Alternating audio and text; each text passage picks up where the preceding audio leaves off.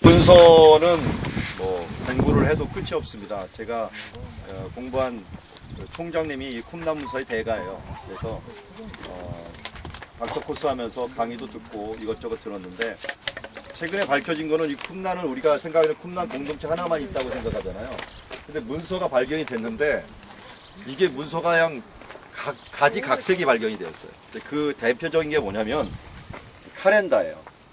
카렌다가 각 지파마다 틀렸어요. 대제사장들이 사용하는 카렌다가 틀리고요. 바리새인들이 사용하는 카렌다가 틀리고요.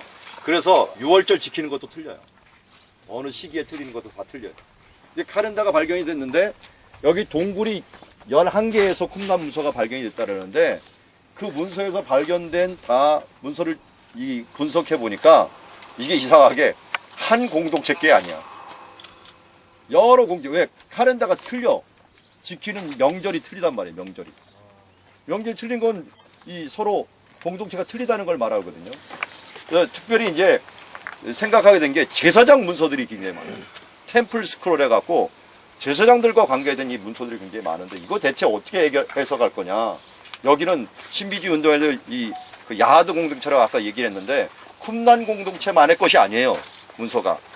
그래서 학자들이 결론 내린 게 뭐냐면 예루살렘이 멸망당할 때요. 사람들이 예루살렘에 있는 제사장들이 빠져나온 거예요. 거기 열심당이 그것을 점령하면서 문서들을 다 들고 빠져나왔어요. 그래서 어디에 숨겨야 될까 몰라갖고 이 동굴들한테 다 숨겨놓은 거예요. 실제로 요세푸스 그래도 이 사람들이 나와갖고 이쪽에서 모이기로 했거든요. 모여갖고 거기서 넘어가느냐 아니면 여기 남느냐인데 많은 사람들이 여기 남아갖고 여기 있는 동굴에다가 재워놓은 거예요. 재워놓고서 근데 제사장들만 나온 게 아니라 바리새인도 나왔고요. 또 이 쿰란 공동체도 있어갖고 카렌다가 이 대표적인 게 3개나 돼요. 이 3개나 되는 게 막 하고 어떤 곳에는 한 항아리에다가 이 한 동굴에 카렌다가 2종류가 들어가 버렸어요. 서로 막 집어넣고 거기 있는데. 그래서 어떻게 말하면 그때 교수가 얘기하기를 이쪽은 그때 도서관이었다.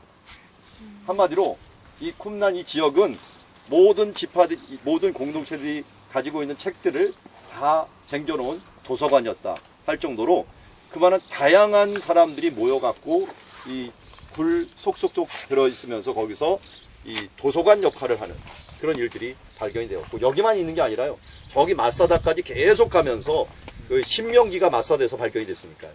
그런 것들이 거기까지 계속 가면서 발견이 된 것을 보게 됩니다. 그래서 사회 이 전체가 어떻게 보면은 동굴에 있는 곳이 다 도서관 역할을 하는 그런 일들로 많이 역할을 했다라고 하는 것을 보게 됩니다.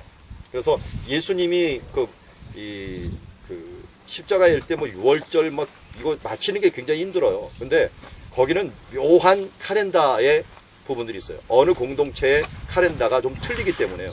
언제 지키느냐에 따라서 6월절도 틀려지고 어떻게 지키느냐에 따라서 6월절이 틀려지는 그런 법들이 이 카렌다에서 나오는데 아직 그것들을 계속 연구하고 있는 중이에요. 그만큼 다양한 공동체들이 있는데 그 중에 대표적인 게 여기예요. 여기가 SNF라고 얘기를 많이 하는데 정확히 SNF는 아니에요. 그래서 그냥 이 야하드 공동체라고 이름을 야하드라는 게 뭐예요? 함께한다 라고 하는 뜻이잖아요. 야하드 공동체라고 얘기를 하지 여기를 갖다가 SNF가 있는 그런 장소다 요새는 말을 하질 않아요. 다만 SNF가 이런 종류의 신비주의 운동을 하지 않았겠느냐 해서 우리가 생각을 하는 거예요. 근데 이들의 제일 많이 된 게는 사실은 성경보다는 의식서 그들이 어떻게 생활하고 어떻게 살아야 된다 하는 것들 발견됐는데 그러면서 그들이 했던 예식 중에서 저기 해 뜨는 데서 저는 들판에서요 해가 뜨면 그 해를 바라보면서 기도하는 거예요. 저도 이 수업 들으면서 쿰란 수업 들으면서 이 새벽에 4시에 출발해갖고 2시에 올라가갖고 같이 기도해야 된다라고 다 들고서 이렇게 기도하고 기도문 외우고 그들이 읽었던 기도문 막 읽고 그렇게 했던 적이 생각이 나는데요. 그만큼 해가 뜰 때 같이 기도하는 거예요. 그러니까 새벽 기도가 예수님이 만들었느냐? 아니에요. 그 전부터 쿰란 공동체가 기도문 다 하고 있었어요. 기도 다 하고 있었고 세례요한도 그러니까 이곳에서 이 새벽 기도 다 하면서 해를 뜰 때 바라보면서 기도하면서 하나님의 나라를 준비하는 그런 모습을 경건 생활을 했던 것이 바로 이 공동체의 모습입니다. 그러나 우리에게 가장 중요한 건 뭐예요? 성경이에요. 2000년 전에 성경이 발견이 됐는데 약 11개 동굴에서 700여 개의 파편들이 발견이 됩니다. 그런데 거기에서 에스더서는 이탈하게 발견이 안 됐어요. 에스더 외에는 모든 성경의 파편이 다 발견됐어요. 왜 파편이라고 하냐면 동굴에 있긴 있는데 이놈의 사슴이나 양들, 드렴소들이요.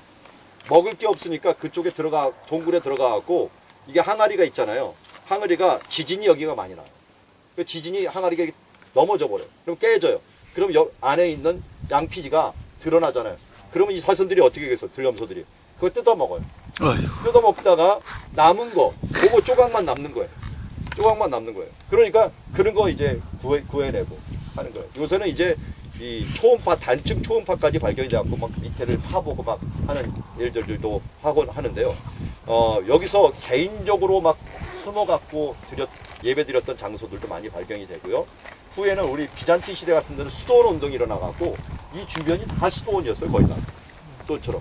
이렇게 머물러갖고 개인적으로 동굴에 들어가서 하나님을 배웠기 위해서 기도하는 그런 운동들도 많이 여기서 발견된 것을 보게 됩니다. 그래서 이게 광야인 것 같지만요. 이 많은 유대인들은 유대인 나름대로, 기독교인들 기독교 나름대로 이 지역이 자기 경건 생활을 하는 아주 중요한 장소였다 하는 것을 보게 됩니다. 참 경건 생활 힘들게 하죠. 이런 데서 이 더위를 맞서갖고 물 뭐 이런 것들 다 제한을 하고 가고요. 그리고 이들이 물을 그럼 대체 어디서 여기서 얻게 되느냐? 이 골짜기예요. 이 골짜기를 따서 물이 겨울에만 내려오거든요. 그 내려오는 물을 갖다가 보시면 보겠지만 저기서 돌이 이렇게 쭉 쌓여 있어요. 길가요. 이 돌이 아니라 저게 수로예요.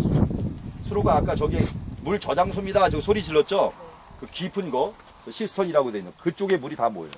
그리고 물이 저기 리추얼 베스라라 해갖고 또 정결탕 그쪽으로 물이 이어지게 돼 있어요. 그리고 물이 조금씩 흘러갖고 멈추지 않도록 만들어 놔갖고 물 저장하는 거. 그리고 여기서 제일 큰 농사가 뭐냐면 타마르라고 알려져 있는 종려나무예요.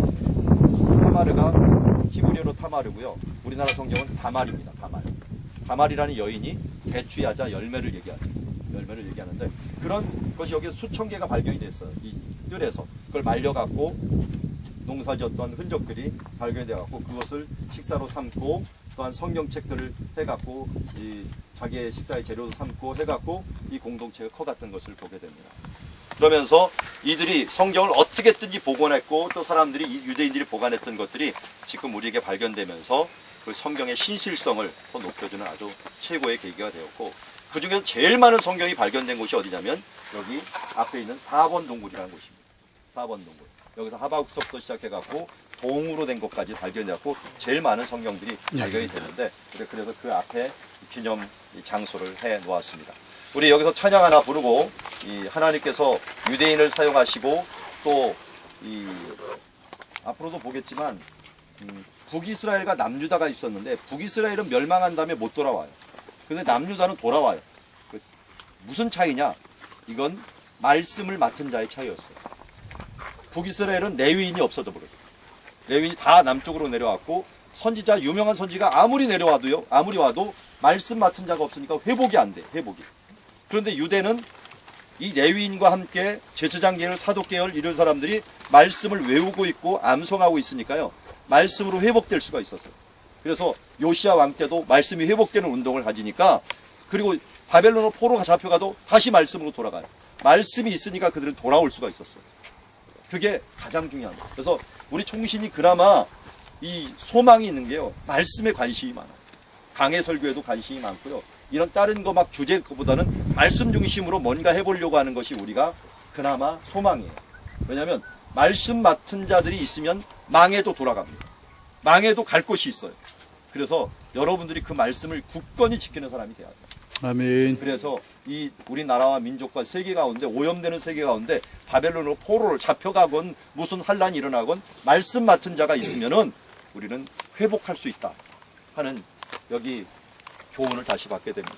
여기 있는 말씀을 굳건히 지켰던 사람들 때문에 자유주의 운동이 확 퍼지려고 하다가 어떻게 보면 이 성경의 신실성을 딱 밝히면서 그것이 다시 한번 우리가 하나님의 말씀의 신실함을 2200년 전의 거예요, 거의. 그 말씀이 지금까지도 변하지 않고 우리에게 왔다는 말씀의 신실성을 보여주는, 그리고 유대인의 이런 보여주는 일들을 통해서 우리가 하나님 안에서 참 말씀을 지켜야겠다라는 생각을 다시 한번 가지게 됩니다. 달고 오묘한 그 말씀, 우리 함께 한번 찬양하고 우리 마음을 새롭게 하는 시간 되었으면 좋겠습니다.